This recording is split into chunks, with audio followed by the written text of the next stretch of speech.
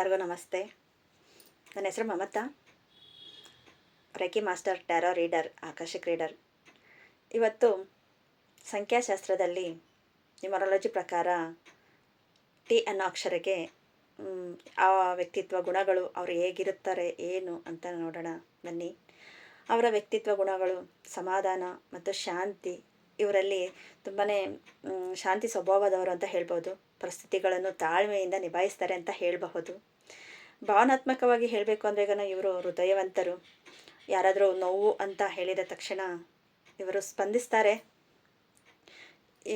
ಸ್ಪಂದಿಸ್ತಾನೆ. ಅವರ ಸಂಬಂಧಗಳಲ್ಲಿ ಹೆಚ್ಚಿನ ರೀತಿಯಲ್ಲಿ ಬೆಲೆಯನ್ನು ಕೊಡ್ತಾರೆ. ಅವರು ಸಹಾನುಭೂತಿ ಅಂತ ಹೇಳಬಹುದು. ಇವರ ಸಹಕಾರ ಮನೋಭಾವ. ಇವರು ಒಂಟಿತನದಿಂದ ಕೆಲಸ ಮಾಡಲು ಇಷ್ಟಪಡ್ತಾರೆ. ಇವರ ಇಂಟ್ಯೂಷನ್ ಪವರ್ ತುಂಬ ಜಾಸ್ತಿ ಇರುತ್ತೆ.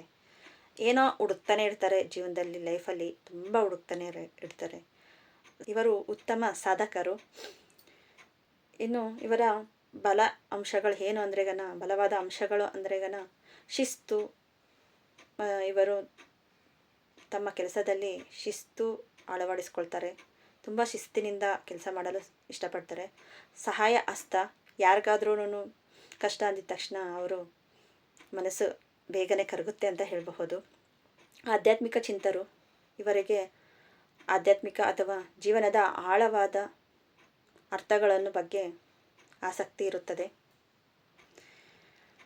ಇವರು ಗಮನ ಹರಿಸಬೇಕಾಗಿರೋದು ಅಂಶವೇನೆಂದರೆ ಅತಿಯಾದ ಸಂಶೋಧನೆಯಿಂದ ಹೊರಗಡೆ ಬರಬೇಕು. ಅವರು ಇಷ್ಟು ಸಣ್ಣ ಸಣ್ಣ ವಿಚಾರಕ್ಕೂ ಬೇಗನೆ ಮನಸ್ಸಿಗೆ ಹಚ್ಕೊಳ್ತಾರೆ.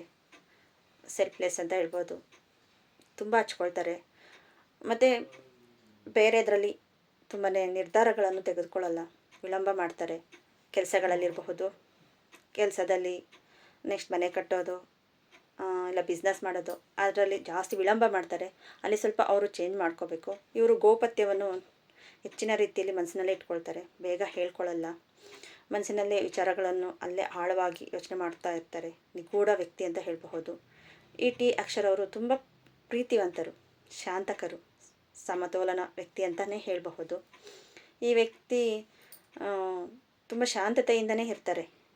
ಆಲ್ಮೋಸ್ಟ್ ಇವ್ರ ಜೊತೆ ನಾವು ಜರ್ನಿ ಮಾಡಿದಾಗ, ಇವ್ರ ಜೊತೆ ನಾವು ಫ್ರೆಂಡ್ಶಿಪ್ ಮಾಡಿದಾಗ ನಮಗೆ ಒಳ್ಳೆಯದೇ ಆಗುತ್ತೆ ಅಂತ ಹೇಳಬಹುದು. ಇವ್ರ ಇಂಟ್ಯೂಷನ್ ಪವರ್ ತುಂಬಾ ಚೆನ್ನಾಗಿದೆ ಅಂತ ಹೇಳಬಹುದು. ಇವರಲ್ಲಿ ಸ್ವಲ್ಪ ಒಂದಷ್ಟು ಚೇಂಜಸ್ ಮಾಡಿಕೊಂಡ್ರೆ ಇನ್ನೂ ಚೆನ್ನಾಗಿರುತ್ತೆ ಅವ್ರ ಲೈಫ್ ಅಂತ ಹೇಳಬಹುದು. ಈ ವಿಡಿಯೋ ಏನಾದರೂ ನಿಮಗೆ ಇಷ್ಟ ಆಗಿದರೆ ಪ್ಲೀಸ್ ಲೈಕ್ ಮಾಡಿ, ಶೇರ್ ಮಾಡಿ, ಸಬ್ಸ್ಕ್ರೈಬ್ ಮಾಡ್ಕೊಳ್ಳಿ. ನಿಮ್ಮ ಫ್ರೆಂಡ್ಸ್ ಫ್ಯಾಮ್ಲಿಗೂ ತಿಳಿಸಿಕೊಡಿ. Thank you so much.